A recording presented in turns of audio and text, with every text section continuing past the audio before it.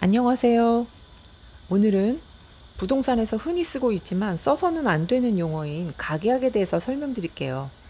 원래 가계약이라는 용어는 부동산 용어에 없어요. 계약금 일부라고 해야 맞습니다. 가계약의 가짜는 한자로 하면 거짓가예요. 그럼 거짓계약이에요.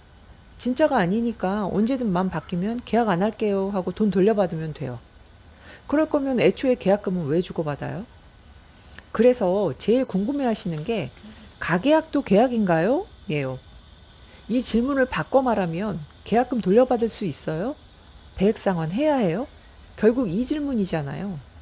여기에 대한 답은요. 계약 내용과 구체적 범위에 따라서 예 또는 아닐 수도 있다 입니다. 흔히 가계약은 계약 당사자가 한 자리에 없을 때 계약금 중 일부 금액만 지급되면서 하게 됩니다.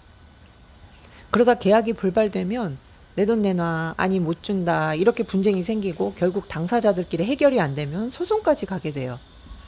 그래서 중개업자가 이 계약의 성격을 명확히 짚어주지 않으면 이런 가계약은 각자 입장에 따라 다르게 해석이 됩니다. 돈을 준 사람 입장에선 중개사가 가계약이라고 했어. 그러니까 조금만 계약금 걸어놓고 싫으면 계약 안 한다고 돈 돌려받지 뭐. 돈을 받은 입장에선 계약금 액수는 적어도 계약은 된 거네. 이렇게 생각을 한단 말이에요. 아니면 이 반대의 경우도 있겠죠. 돈을 준 쪽은 계약금 걸었으니까 내가 찜한 거야. 돈을 받은 쪽은 가계약금이라고 했으니까 여차하면 계약금 그냥 돌려주고 계약 안 하면 되지 뭐. 이렇게요. 이러다가 계약을 해지하면 분명 손해보는 쪽이 발생을 해요. 그게 금전이든 기회 손실이든 간에요. 그렇기 때문에 중개업자는 이런 가계약에 대한 분쟁을 줄이기 위해서 계약 당사자들이 계약에 대한 권리와 의무를 명확히 할 수 있는 중개를 해야 합니다.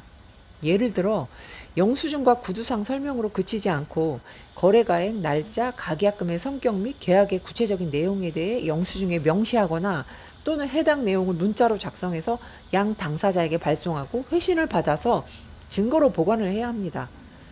대법원 판례에서도 가계약이라고 했을지라도 계약 양 당사자가 거래 금액과 명도 날짜, 중도금, 잔금, 지급 방법 등 계약 내용의 주요 부분에 대해 구체적인 협의가 있었다면 설사 그것이 구두상의 협의라고 해도 당사자가 계약에 의지가 있었다고 보고 정식 계약으로 봤습니다.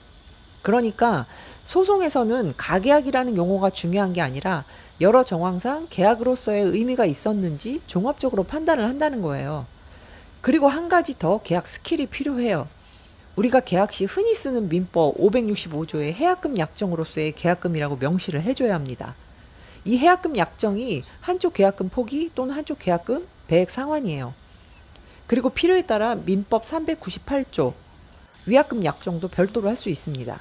이 계약 해지로 인해서 손해를 본 당사자가 있다면 손해배상을 해야 하는데 가계약금을 기준금액으로 하는 내용이에요.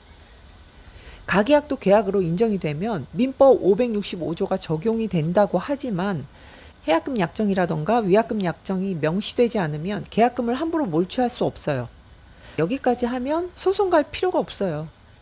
노쇼라고 많이 들어보셨죠? 뉴스에 간혹 나오는데 식당에서 단체 예약 접수받았는데 예약 시간 다 돼서 고객이 갑자기 예약 취소하는 경우요.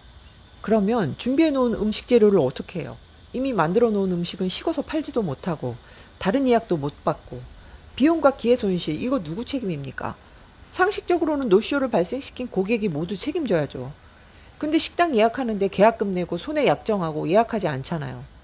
그래서 억울한 피해 식당이 뉴스에 나와서 인터뷰하고 하잖아요. 욕심 많고 주먹구구식으로 일하는 일부 중개업자는 가계약금이라도 걸어놓고 가세요. 이렇게 해서 영수증 대충 발행해주고 나중에 계약이 틀어지면 이 분쟁의 중심에 서게 돼요.